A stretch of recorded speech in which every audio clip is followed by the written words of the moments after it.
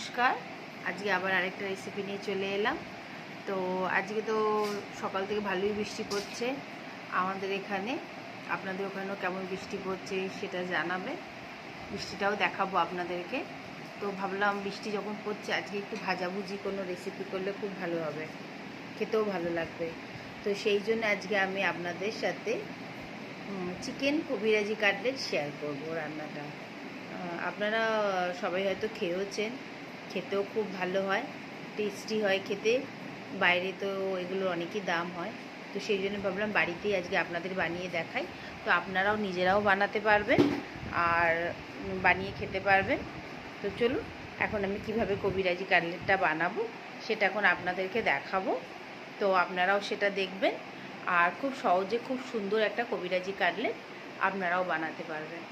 আর বাইরেটা দেখাচ্ছি, খুব জোর রোদ বৃষ্টি পড়ছে। দেখুন, চিকেন কবিরাজি কাটলেটের জন্য আমি ঠিক এইরকমভাবে এক একটা ফিলে নিয়ে নিয়েছি। এখানে আমি 3টে চিকেন ফিলে নিয়ে নিয়েছি। এবার আমি এর মধ্যে একটা পেস্ট বানিয়ে নিয়েছি। এর মধ্যে আমি আদা, রসুন, ধনেপাতা, কাঁচা লঙ্কা আর একটু সামান্য একটু দই দিয়ে একটা পেস্ট বানিয়েছি। এই পেস্টটা এখন আমি এর মধ্যে দিয়ে দিচ্ছি। এখানে আমি একটা গোটা লেবু ইউজ করছি, ওর রসটা এর মধ্যে চিপে দিয়ে দিচ্ছি। গোলমরিচ গুঁড়ো অল্প করে দিয়ে দিচ্ছি। এবার প্রত্যেকটা জিনিসগুলো যেগুলো আমি মশলাটা রেডি করলাম সব চিকেনের মধ্যে ভালো করে এটাকে মিশিয়ে দিলাম।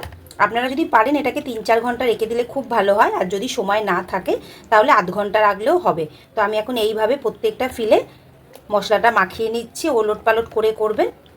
করে এখন আমি অন্তত 3 থেকে 4 ঘন্টা এটাকে ম্যারিনেট হওয়ার জন্য রেখে দিচ্ছি চিকেন কবিরাজি কাটলেটটা। দেখুন, আমাদের এই যে কবিরাজি চিকেন কাটলেটের চিকেনটা রেডি হয়ে গেছে। এবার এটাকে আমরা একটা ব্যাটার দিয়ে কাটলেটের মতো রেডি করব, সেটা আপনারা এখন দেখুন। টেম্পুরা যদি আপনাদের কাছে এই পাউডারটা থাকে তাহলে তো খুবই ভালো হয়, যদি না থাকে তাহলে অনলাইন দিয়ে এটা আপনারা কিনে নিতে পারবেন, সব জায়গায় পাবেন, অ্যামাজন, মিশো সব জায়গায় পাবেন। এই পাউডারটা নিলে তাহলে আমাদের বেশি খাটনি করতে হবে, এর মধ্যে নুন টুন সব কিছুই মেশানো থাকে। আর যাদের কাছে এই পাউডারটা থাকবে না তারা কি করবেন, একটু ময়দা, একটু নুন, একটু গোলমরিচ দিয়ে ব্যাটারটা রেডি করবেন আর ব্রেড ক্রাম্বস রেখে দেবেন। আমাদের যেহেতু এই টেম্পুর আমি এই পাউডারটা নিচ্ছি সেই জন্য আমাদের আর ব্রেড ক্রাম্বস কিছুই লাগবে না। এই যে দেখুন, আমি এইভাবে এখানটা আগে রাখলাম। এই পাউডারটাকে আমি এইভাবে দিচ্ছি। আপনারা ময়দাটাকে ব্রেড ক্রাম্ব সব কিছু নিয়ে এইভাবেই করবেন ভালোভাবে। এইটাকে আগে কবিরাজি কাটলেট তো আপনারা অনেকেই খেয়েছেন বা বাড়িতেও বানান, তো আমি একটা অন্যভাবে বানাচ্ছি, সেই জন্য আপনাদেরকে জিনিসটা দেখাচ্ছি। আগে ভালো করে সব দিকেই পাউডারটা আমি লাগিয়ে দিলাম। 2টো ডিম নিয়ে নিলাম, নুন মিশিয়ে নিলাম। এবার আমি যতটা পাউডার এই মিক্সটা রেখেছি সেটাকে আগে ভালো করে ঝেড়ে নেবো। এই যে দেখুন, এইভাবে ঝেড়ে নেবেন। ঝেড়ে এই যে এখানে আমি যে ডিমের ব্যাটারটা জাস্ট নুন দিয়ে মাখিয়ে রাখলাম সেটাকে একটু ভালো করে ওপর নিচ করে 2-3 বার একটু ঘুরিয়ে নেবেন। নেওয়ার পরে আবার এই গুঁড়োটার মধ্যে আমরা এটাকে দিয়ে দিলাম। হ্যাঁ, এবার এই যে ওপর থেকে এইভাবে পুরোটা আগে আমি দিয়ে দিচ্ছি ভালো করে। আপনারা এটাকে ডবল কোটিংও করতে পারেন, কিন্তু আমি করলাম না। এবার এটাকে আমি আস্তে আস্তে কবিরাজি কাটলেটের শেপটা দিয়ে নেব। এবার আমি এক্সেস যত এই গুঁড়োগুলো আছে সেগুলোকে আগে সরিয়ে নিলাম। নিয়ে এইরকমভাবে এখানটা রেখে, হাতটা একটু এরকম আছে কিছু মনে করবেন না, একটু এরকমভাবে ছুরি দিয়ে জিনিসটাকে একটুখানি আমি শেপ করে নিচ্ছি। আপনারাও করে নেবেন, দেখবেন না আমরা যখন রেস্টুরেন্ট থেকে আনি বা খাই কবিরাজি কাটলেট কিন্তু চৌকো হয় না, এরমই হয়। তো আপনারা ছুরি দিয়ে এটাকে একটুখানি সেট করে নেবেন, আর এটা সেট করার পরে 10 মিনিট একটু ফ্রিজের মধ্যে রেখে দেবেন। তো চলুন এইভাবে আমি এখন কবিরাজি কাটলেটগুলোকে আগে বানিয়ে নিচ্ছি। 3টে কবিরাজি কাটলেট আমি রেডি করে নিয়েছি। এবার এটাকে এখন অন্তত আধ ঘন্টা আমি একটু ফ্রিজের মধ্যে সেট হওয়ার জন্য রেখে দিচ্ছি। কবিরাজি কাটলেট, চিকেন কবিরাজি কাটলেটের সাথে তো কাসুন্দি খায় বা চিলি সস খায়, তো আমি একটা চাটনি বানাচ্ছি, আপনারা সেটা বানাতেও পারেন। সেটা নিয়ে নিয়েছি আমি ধনে পাতা নিয়ে নিয়েছি ফ্রেশ, 4-5টা কাঁচা লঙ্কা দিয়ে দিলাম, অল্প একটুখানি আমি এই যে দেখুন দেখাচ্ছি আপনাদেরকে, আমি অল্প একটু আমি এখানে ব্রাউন কালারের তিল দিয়ে দিলাম, খুব ভালো যায় চাটনির মধ্যে তিলটা। আমি এখানে একটা লেবুর রস দিয়ে দিচ্ছি, আর অল্প করে আমি এর মধ্যে এখন নুন দিয়ে দিচ্ছি। অল্প করে নুন দিয়ে দিলাম, দিয়ে সামান্য একটু জল দেবো, সামান্য একটুখানি জল দেবো। একটা ফ্ল্যাট চাটু এরকমভাবে নিয়ে নিয়েছি, যাতে তেলটা আমাদের ডুবো ডুবো করবো না, অল্প তেল দিয়েছি যাতে হালকা হালকা করে আমি ভালো করে ভাজতে পারবো। তো তেলটা এখন দিয়ে দিয়েছি, রিফাইন তেল দিয়েছি। এবার সেটা একটু গরম হয়ে যাক আগে, গরম হয়ে গেলে আমরা গ্যাসের ফ্লেমটাকে কমিয়ে দেবো, তারপরে আমরা আস্তে আস্তে চিকেনটাকে এপিট ওপিট করে ভেজে নেবো। তেলটা একদম ভালো গরম হয়ে গেছে, এখন আমি গ্যাসের ফ্লেমটাকে একদম কমিয়ে দিলাম, দিয়ে এই যে কবিরাজিগুলোকে আমি এখানে এনেছি, ফ্রিজে ছিল,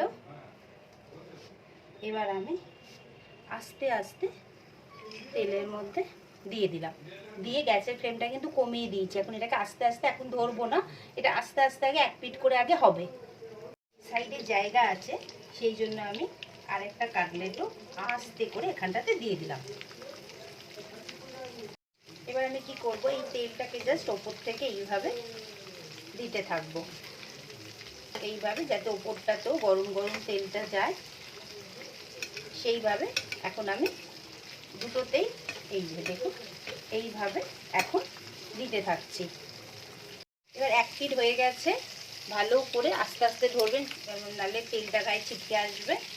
এই যে এইভাবে আমি উল্টে দিচ্ছি, দুটোকেই আস্তে আস্তে উল্টে দেবো,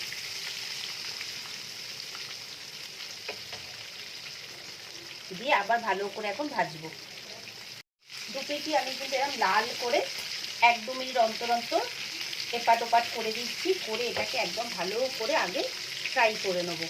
এমনি চিকেনের ফিলেগুলো বিশাল কোনো মোটা নেই, যাতে যেটা গলবে না, আর ম্যারিনেট করাও তো ছিল, তাই যদি বেশিক্ষণ সময়ও লাগবে না। এই তেলটাকে এইভাবে দুটোতেই আপনারা দিতে থাকবেন, তাহলে দেখবেন কবিরাজির কাটলেটটাও খেতে খুব সুন্দর লাগে। ছেড়ে দিয়ে চলে যাবেন না, এটাকে আস্তে আস্তে মিডিয়াম ফ্লেম করে এই তেলটাকে জাস্ট ওপর থেকে এইভাবে দিতে থাকবেন। দু পিঠি ভালো করে ভাজা হয়ে গেছে, আমি একটা টিস্যু পেপার নিয়ে নিয়েছি, এক্সেস অয়েলগুলো ওর মধ্যে চলে যাবে। এবার আমি ভালোভাবে এটাকে আস্তে করে আগে ওঠাচ্ছি, উঠিয়ে ভালো করে তেলটা এইভাবে ঝেড়ে নিয়ে এটাকে এখন এর মধ্যে আগে তেলটাকে অবজার্ভ করতে দিচ্ছি। এখানে আমি দুটো ডিম নিয়ে নিচ্ছি, তার মধ্যে অল্প করে একটু নুন দিয়ে দিচ্ছি, 1 চামচ কর্নফ্লাওয়ার দিয়ে দিচ্ছি। কবিরাজি কাটলেটের ওপর যে ডিমের একটা লেয়ার হয়, সেইটা এই কর্নফ্লাওয়ার দিলে খুব ভালো হয়। এবার আমি এটাকে ভালো করে আগে মিক্স করে নেবো, একদম ভালো করে মিক্স করতে হবে। হ্যাঁ, এবার আমি অল্প তেল নিয়ে নিলাম, সেই তেলটাই যেটাতে আমি ভেজেছিলাম কিছুটা আমি রেখে দিলাম।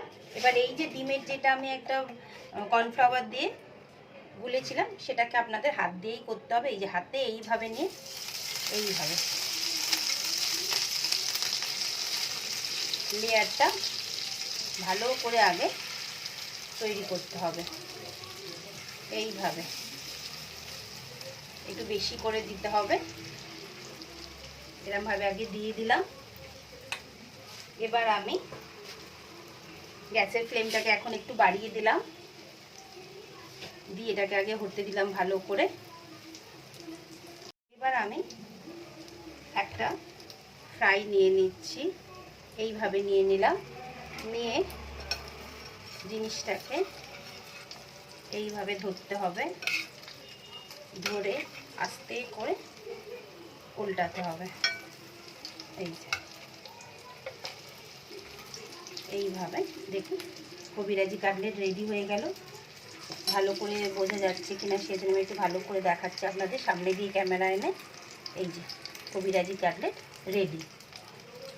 দেখুন আমি আর একটা করে দেখাচ্ছি, এই যে ডিমটা দিয়ে দিলাম, দিয়ে এখানে চিকেনটা দিয়ে দিলাম, দিয়ে এই যে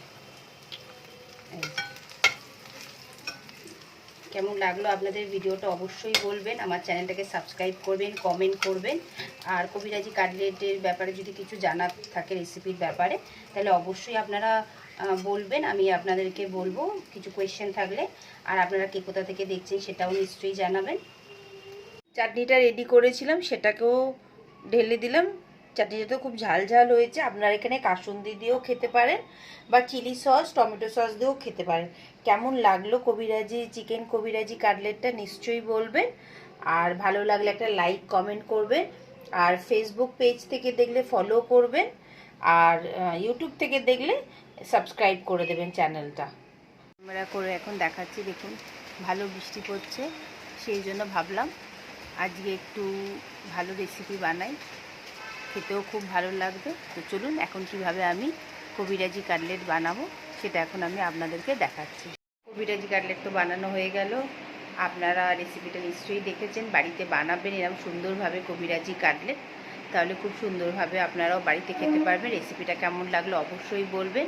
আমার চ্যানেলটা সাবস্ক্রাইব করবেন। ফেসবুক পেজ থেকে যদি আপনারা এই রেসিপিটা দেখেন তাহলে ফলো করবেন আর লাইক কমেন্ট করবেন। আর কি রেসিপি আপনারা দেখতে চান সেটা অবশ্যই জানাবেন।